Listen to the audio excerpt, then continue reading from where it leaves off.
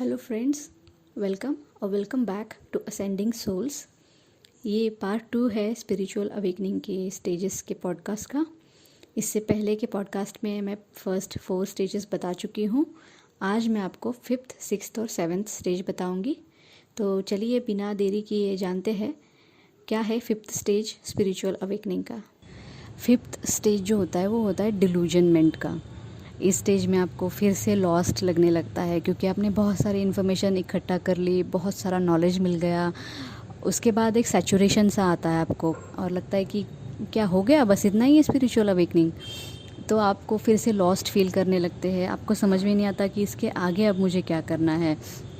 और आपको जो स्पिरिचुअल अवेकनिंग को लेके आपने जितना भी नॉलेज इकट्ठा किया था, आपको वो बोरिंग लगने लगता है। तो कनेक्शन जो आप भगवान के साथ फील कर रहे थे प्रीवियस स्टेज में, वो कनेक्शन भी आपको कहीं ना कहीं टूटा हुआ सा लगने लगता है। तो आपको साथ में इमोशनल भी आप ज़्यादा होने लगते हैं। बहुत सारे इमोशनल ब्रेक थ्रू आपको होते हैं। जैसे मान लीजिए कि आपका कोई एक बहुत पुराना आदत है जिसको आपने दबा के रख दिया था मन में, कहीं पे आपको बाहर नहीं आने देते उस आदत को।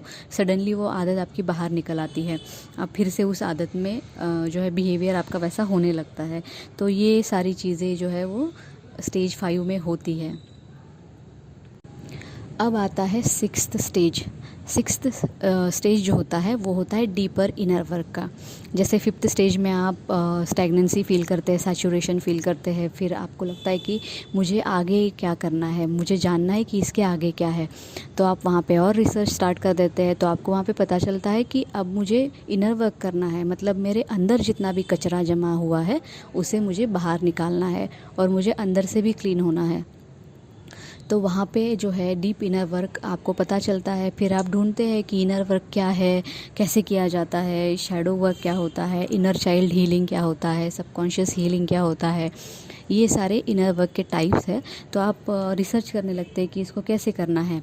इस स्टेज में आपको कोई भी फिलोसोफर या कोई गाइड आपको मिलता है तो आपको अच्छा नहीं लगता उनसे बात करना। आपको लगता है कि नहीं, मुझे इनसे बात नहीं करनी है, मुझे अपने आप से पता करना है कि मेरा कौन सी आदत है मेरी जो कि अच्छी नहीं है, मेरा कौन सा बिहेवियर मुझे चेंज करना है, कौन सा मेरा बिहेवियर अच्छा है। ये सारा डीप जो है सोल सर्चिंग आप यहाँ पे करने लगते हैं इस स्टेज में। इसके बाद आता है 7th स्टेज।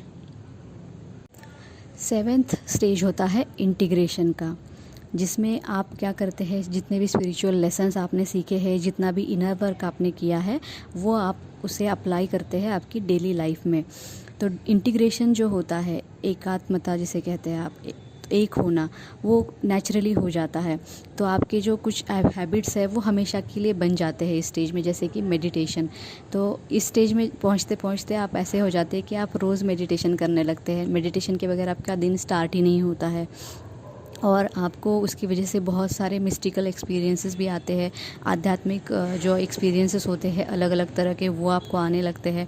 तो आप इस स्टेज में भगवान के बहुत करीब अपने आप को फील करने लगते हैं। और साथ ही में आपको जो सेल्फ रियलाइजेशन है वो भी बहुत अच्छे से होने लगता है। तो आप बोलने से पहले सोचेंगे कि मुझे बोलना चाहिए या नहीं चाहिए, रिएक्ट होने से पहले सोचेंगे। तो ये जो सेल्फ अवेयरनेस का है स्टेज है वो आपके लाइफ में आ जाता है 7th स्टेज तक। तो ये 7 स्टेजेस है स्पिरिचुअल अवेकनिंग के, मेजर स्टेजेस है।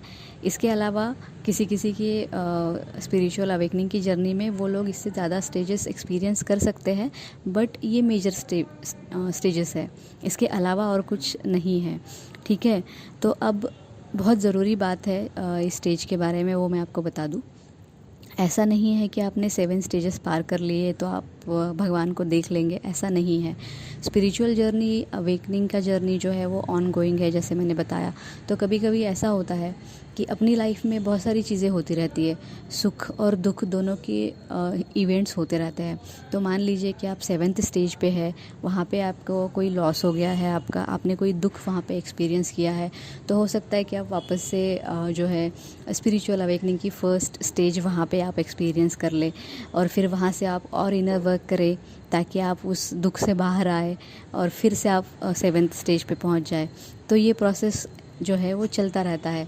और जो फुल्ली सेल्फ अवेयरनेस है या एनलाइटन है, फुल्ली एनलाइटन होना जो स्टेप है स्पिरिचुअल अवेकनिंग का, वो तब होता है जब आप भगवान को पूरी तरह से सरेंडर हो चुके होते हैं। मान लीजिए सरेंडर का मतलब है मेरी लाइफ में जो भी हो रहा है वो भगवान की मर्ज़ी से हो रहा है, मैं कुछ नहीं कर रहा हूँ या मैं कुछ नहीं कर रही हूँ, मैं किसी भी चीज़ को कंट्रोल नहीं कर रही हूँ, मेरे साथ जो भी होगा अच्छा ही होगा। इस सरेंडर की भावना में जब आप आते हैं तब आप वो ब्लिस जो है एनलाइटनमेंट का तब आप एक्सपीरियंस करते हैं। और ये फुल्ली आपके कर्म पे होता है, कर्म आपका इनर वर्क, आप किस तरह से आपका इनर वर्क कर रहे हैं, आपका बिहेवियर कैसा है, ये सारी चीज़ों पे वो एनलाइटनमेंट का ब्लिस जो आप एक्सपीरियंस करना चाहते हैं वो डिपेंड करता है। तो ये थी 7 स्टेजेस स्पिरिचुअल अवेकनिंग की। आपका जर्नी कैसा रहा है ये मेरे साथ ज़रूर शेयर कीजिएगा, मुझे अच्छा लगेगा। और इन स्टेजेस के बारे में एक बात बता दूँ, इनका कोई फिक्स्ड टाइम फ्रेम नहीं है कि एक स्टेज इतने महीने या इतने साल चलेगा, है ना। ये फुल्ली आपके ऊपर डिपेंड करता है कि आप कैसा उस स्टेज को हैंडल करते हैं, ठीक है। अब इस पॉडकास्ट को एक पर्सनल टच देती हूँ। मेरा जो फर्स्ट स्टेज था स्पिरिचुअल अवेकनिंग का, कन्फ्यूजन और डिस्कनेक्शन वाला, वो चला था 2 साल 7 मंथ्स, 2 इयर्स 7 मंथ्स तक वो मेरा स्टेज चला था। तो आप अंदाज़ा लगा सकते हैं कि कैसा चल सकता है कोई भी स्टेज। अभी मैं डीप इनर वर्क के स्टेज में हूँ, मैं काफ़ी सारा रिसर्च कर रही हूँ इनर वर्क को लेके, एंड मुझे यूनिवर्स का गाइडेंस भी बहुत सारा मिल रहा है। होपफुली मैं इस स्टेज में जल्दी ही और सारी इनर वर्क मैं अपने कंप्लीट कर सकूं।